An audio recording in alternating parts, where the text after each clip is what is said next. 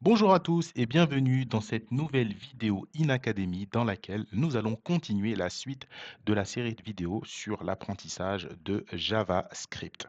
Donc, dans cette vidéo, comme le nom l'indique, nous allons parler des timers. C'est une notion qui est importante en JavaScript et qu'il faut comprendre et réussir à maîtriser.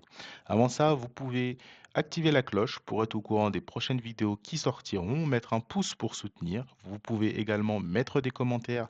Je prends toujours le temps de répondre à tous les commentaires si vous avez des questions et vous pouvez bien sûr nous rejoindre sur notre site internet, donc inacademy.com, sur lequel vous pouvez retrouver nos cours qui sont disponibles, un e-book gratuit en téléchargement pour vous apprendre les bases du développement web et vous avez également nos vidéos toutes réunies sur le site. D'accord? Donc sans plus attendre, on va commencer avec du coup les timers.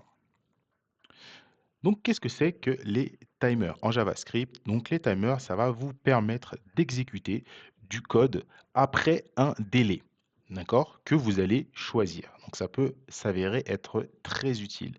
Il va y avoir deux fonctions principales pour les timers.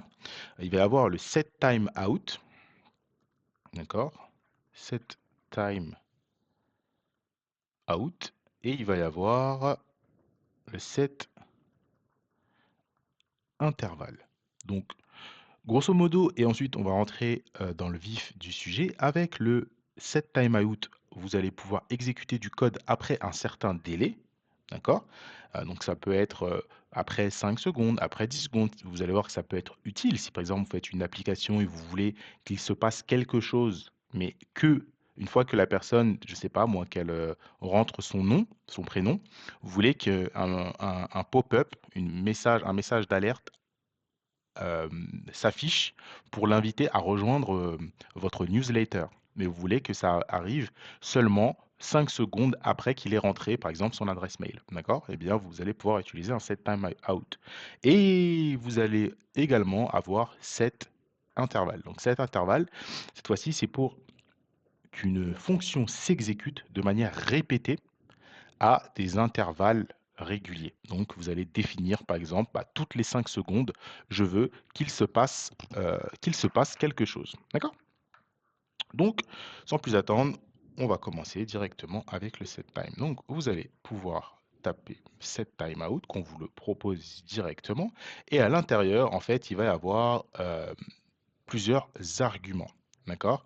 Il va y avoir le premier argument qu'on va appeler le callback. Le callback, ça va être une fonction que vous allez pouvoir appeler, d'accord, à l'intérieur. Juste après, en deuxième argument, le délai. Le délai, donc le temps que vous allez y allouer, enfin que vous allez passer à cette fonction. Et troisième argument, ce sont les args, ce sont les arguments, d'accord? Donc c'est optionnel, vous n'êtes pas obligé de les passer. Pour que vous puissiez comprendre, on va faire par un exemple. Donc par exemple, si vous faites un console log, juste ici, et que vous l'appelez démarrage, par exemple. En dessous, vous faites un console log également, que vous appelez attente. À l'intérieur, hop, vous allez faire votre fonction. J'ouvre le bloc conditionnel et à l'intérieur, vous allez faire un autre console log.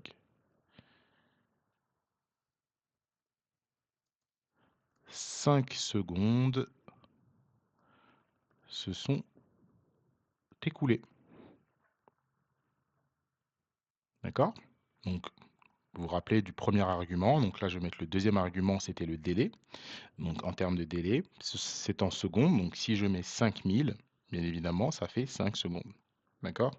En millisecondes, pardon. C'est des millisecondes qu'il faut mettre. Donc là, 5000 millisecondes, ça fait 5 secondes.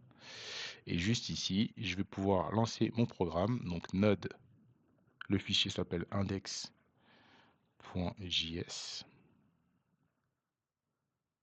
Donc j'ai mon démarrage, j'ai mon attente de 5 secondes. Et après seulement, j'ai ce console log là. Vous voyez, le premier console log à se lancer, c'est bien démarrage. Le deuxième console log à se lancer, c'est bien attente. D'accord?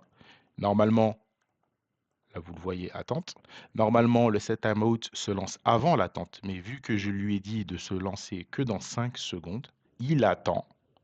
Et au bout de 5 secondes, on a bien le message 5 secondes se sont écoulées. D'accord? Au niveau du...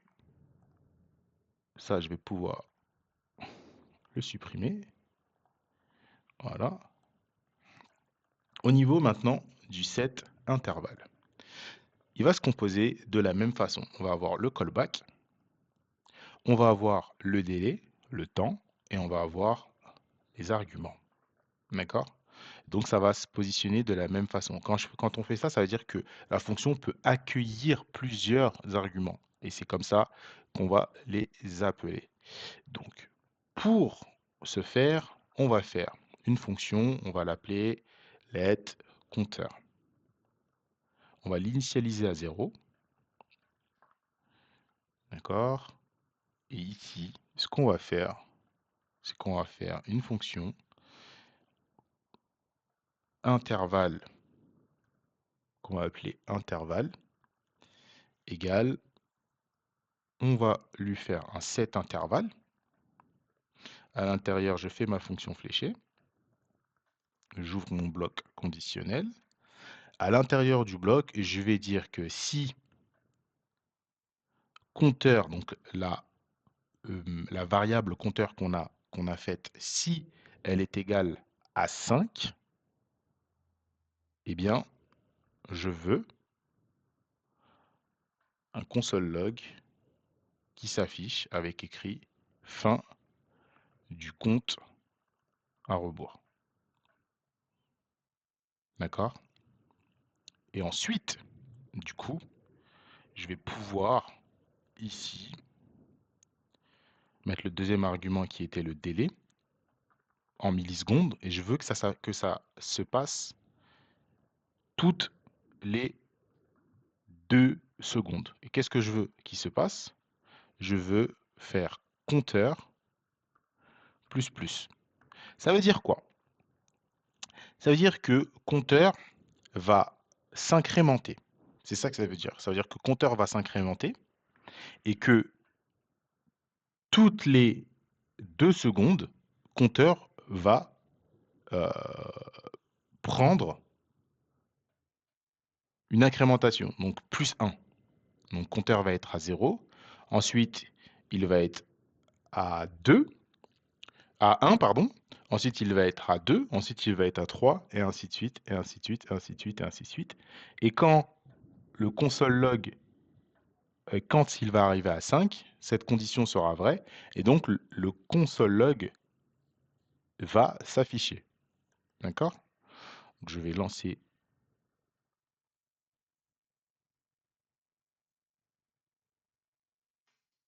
mon compteur.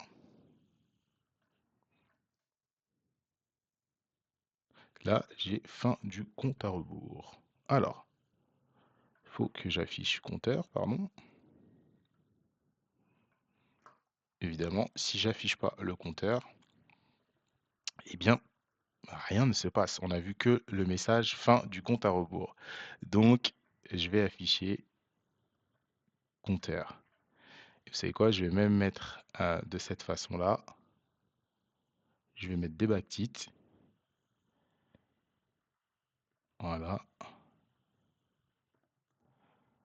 Ça va être plus simple.